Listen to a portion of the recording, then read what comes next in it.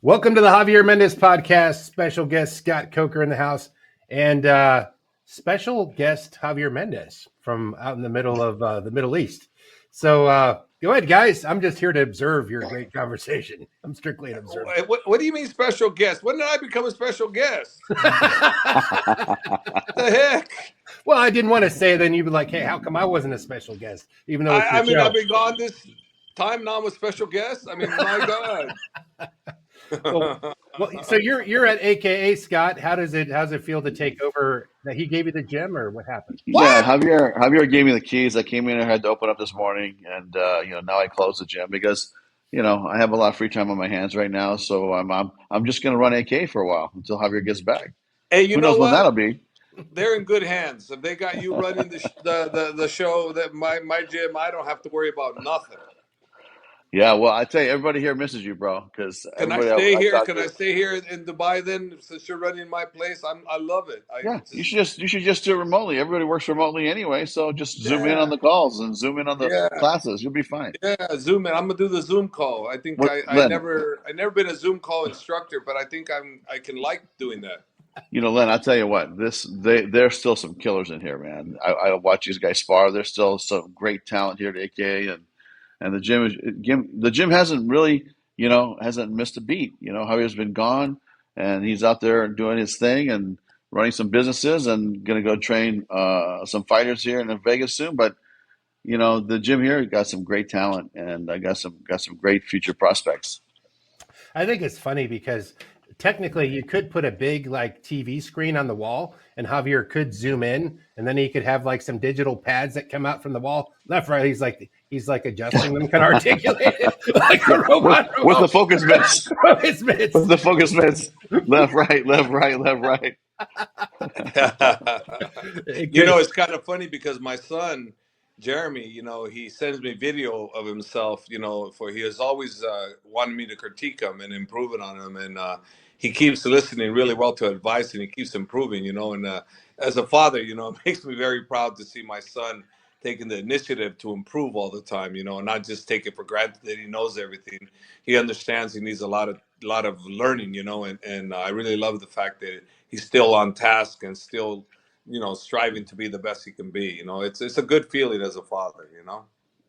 Yeah, I saw him teach the other day, Javi, and he was doing a great job. So, he's in a great program. I mean, you taught him well, and I think he's going to do great things and come out with his own fighters and his own, Yeah, his own yeah, lineage and his own yeah, following. So I think, yeah. and he's I didn't realize how tall he was, but he's got to be 6'4", 6'5". I mean, the kid's a He's big, taller than me, that's for sure. yeah, he's a beast, I man. think But I think he's you know, 6'2", 6'3". yeah, it's amazing. But when I think about like the growth of AKA over all the years. And as I was in my office, I was looking at some of the old posters, Javier, of you when you were fighting, even as an amateur, right?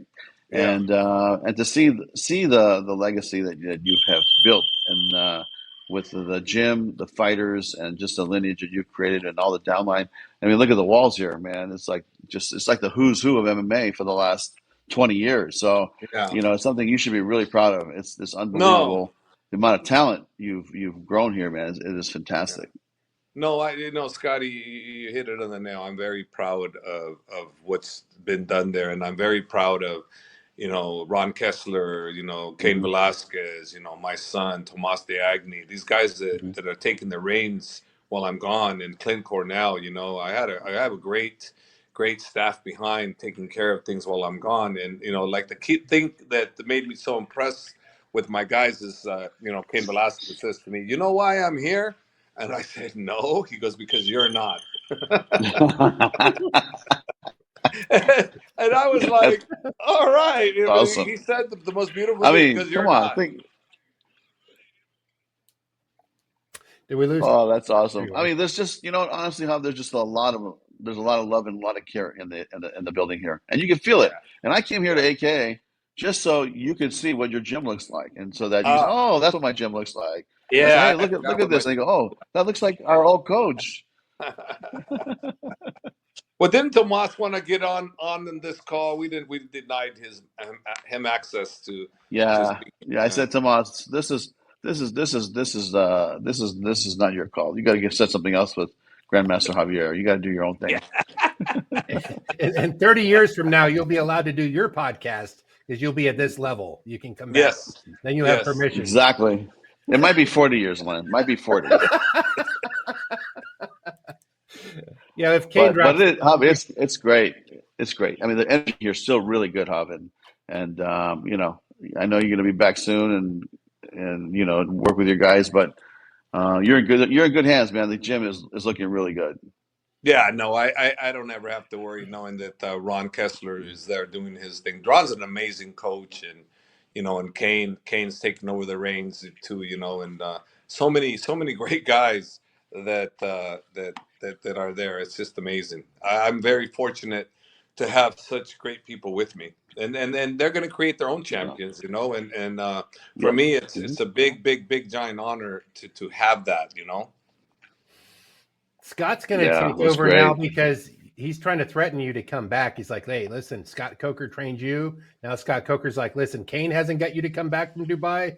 I'm gonna step in, Hav. He's kind of like in negotiations with Kane right now. Yeah, I don't think Javier's worried about that. I don't think Javier's worried about that. Well, you never know. but I mean, Scotty, you come in. That's a big situation for me to have to deal with. That's danger for me. I'm gonna have to come back that's sooner than big expected. business. I can't. That's I big can't have business you. right I there, can't buddy. have Big you in my business. backyard. I'm gonna have to block you. Oh man, that's so funny. Get me blackballed. You get me I blackballed, have to. AKA. Well, hey, what am I gonna do? I'm gonna let you. If anybody can take over my gym, you can. I can't allow that. Yeah, it'll be you come back to West Coast, AKA. There you go. It'll be West Coast AKA. But Len, listen, I got to travel all over the world just to see Javier. This has been a 2-3 year run before COVID where I would see him on the road more than I would see him in San Jose where we both live, right? So it was funny because I remember we were in Russia for the Fedor fight, and I go, Jav, I don't think I've seen you for 5 months, and I have to see you here in Moscow, and then I'd see him in some city or Chicago or this place. Yeah. So. Now I got to true. go to Vegas. I got to go to Vegas to see him. So when he's training his guys, Hey, so Lynn, we can. he has to go to Vegas. Nothing to do with the Super Bowl. Nothing Right. to do with the Super Bowl. Coming to see me. Hey, wait a minute. Did San Francisco win or something? Is that why you're wearing the hat? Oh yeah, let me tell you, They I wear won? this hat regardless. But they pulled out a really crazy game last night that was so stressful. I think I lost 5 years off my life watching the Really? last two Niner games. Yeah, so they won. I think it was like 34-31, something like that. But 2 points they're or going to the something. Super Bowl.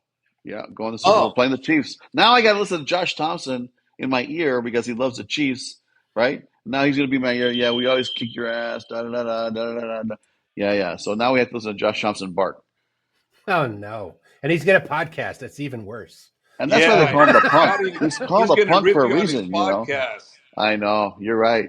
But this is different. This is a different year, bro. I love Mahomes and the Chiefs, and I think they're great. I love the coach, but I think this is our year. I think this is a special unit we got, and I think we got great things ahead in 2 weeks.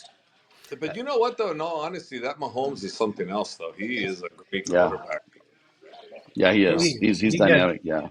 Do you have a Disney story being written right now? Because Brock Purdy was the last guy in the draft, the guy they call Mr. Irrelevant, and he's with the 49ers. Last guy picked for the kickball team, and now he's in the Super Bowl and voted least likely to succeed the whole year. Everyone's like, that was luck. Oh, the team carries him. La, la, la, la. And like yesterday, like you said, Scott, you knew historically that the 49ers don't make comebacks like that. That's why it was such a big deal, right? Yeah, I mean, I think that the record wasn't very successful in comebacks, but they were down, I want to say 17 points, and they scored 24 unanswered points into the third and fourth quarter there. So and they held Detroit to 7 points late in the fourth quarter. But man, it was electric in that stadium. That's all I could say was, man, that place was going nuts. It was loud. I was getting what we call like alerts on my iWatch or the what's it called, the iWatch, the watch from Apple iWatch, saying that the sound decibel is above normal limits and that you should turn it down. Cover your ears. So yeah, basically that's what they're saying. And I'm like, what? It's like this place was rocking, Javi. It was so loud in there when we started making our comeback, and the Detroit made some mistakes and had a fumble, and we scored. It was just a great night because honestly, to see a comeback like that, I don't think I've seen a comeback like that in a long time. Not since the Montana days, maybe. Wow. Yeah, Yeah. yeah. Yeah, to be honest So with you, I'm really not involved in the sports like I used to be, but just remembering what you said, the comebacks, when even way back then, the days when Kenny Stabler, oh from the yeah, Oakland Raiders, when he was that's known for right. doing stuff like that, and yeah, like you said, Montana arguably is one of the greatest of all time, Oh you no, know. to me, he's the greatest. He is the greatest. Come on, man. Brady's great, but Ah, Montana was nah, greater. I go with my New England guys, the greatest Yeah, quarterback, yeah. you know. But you know what? When you think about this, like when they went in a halftime down by 17 points, the same conversation I think happens with a fighter when you're down and you got to suck it up. What do you want Yeah, to do? What is your goal for the next 4 rounds? Because you're losing this fight, right? And you got to make a yeah, change and adjustments, and you better. And that's where I think coaching, whether you're coaching football, coaching MMA, it's like there's something that coach has a special relationship with the team or the fighter, and he says something to them. They can make adjustments, and then the tide starts turning.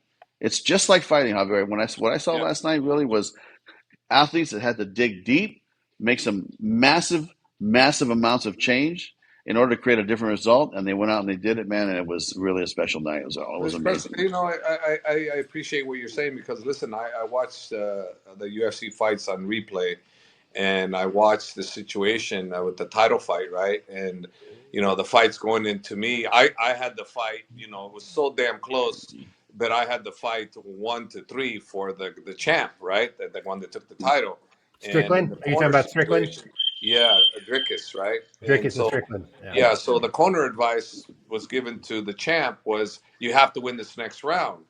And in my mind, I'm going, bro, I mean the other rounds were so close. You could have lost all three, all 3 rounds out of the four. I mean, it should be go knock the hell out of this guy. You got to take this guy out.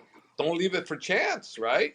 Hmm. So he went out there with incentive. He went out and he definitely won the fifth round. But the questionable rounds was 2, 3, and 4, and I gave it to Drickus, and I could be wrong, 100% wrong on my scoring, but two of the judges saw it that way also. So for me, what Scott's saying is that it should have been you need to go stop him. We don't know how they're judging it, so you better go stop this guy because you don't want to leave it to the judges. This is the Dana White thing that he always says: don't leave it to the judges. This is Yeah. one of those situations where Scott, you're 100% on the money. It's all based on the coaches saying stuff on what they can Mhm. do or not do.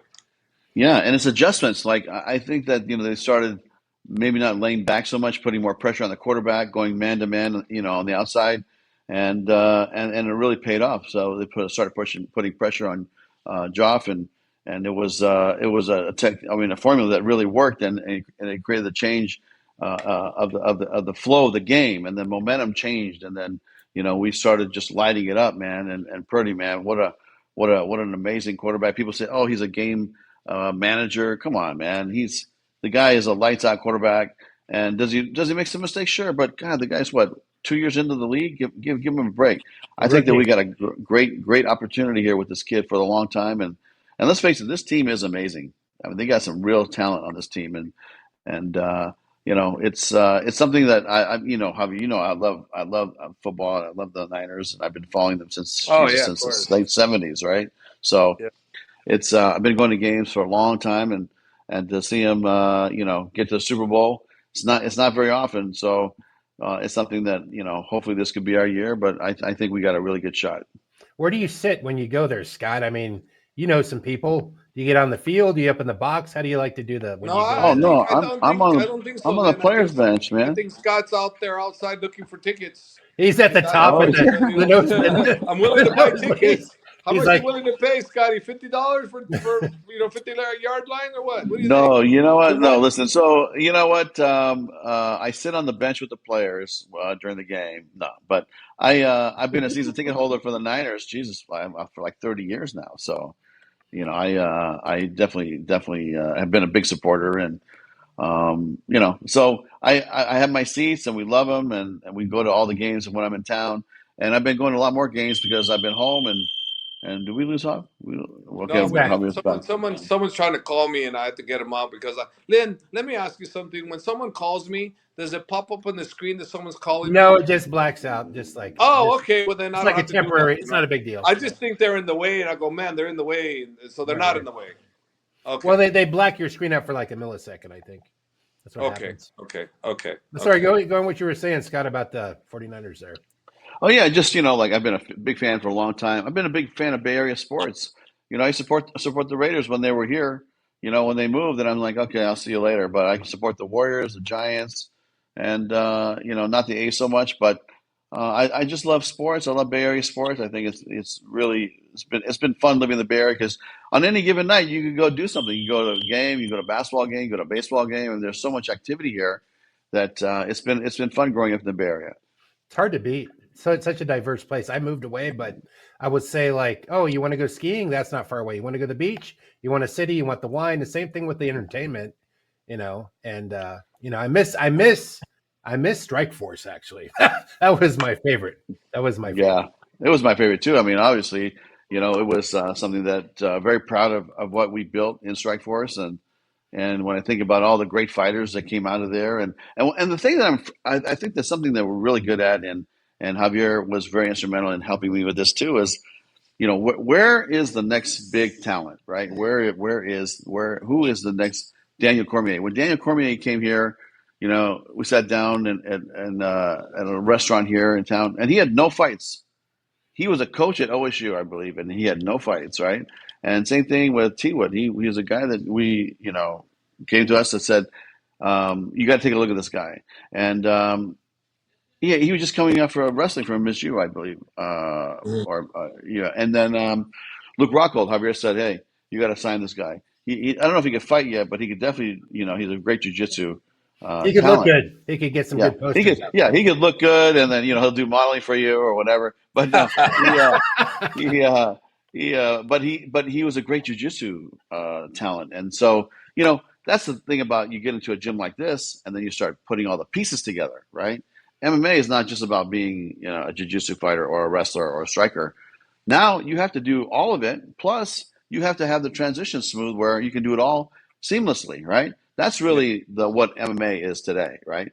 And so Luke, who was just a jiu-jitsu guy, now comes to DK, starts learning how to strike, learning how to put it all together and not just do one or the other, how it used to be in the old days, right? Kind of like when you think about the history of MMA, it was like different styles were fighting different styles, right?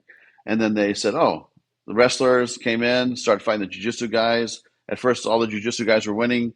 Then the wrestler comes in, starts taking him down, starts controlling him, starts just grounding and pounding him, right? Oh, well, we better learn how to wrestle too. Okay.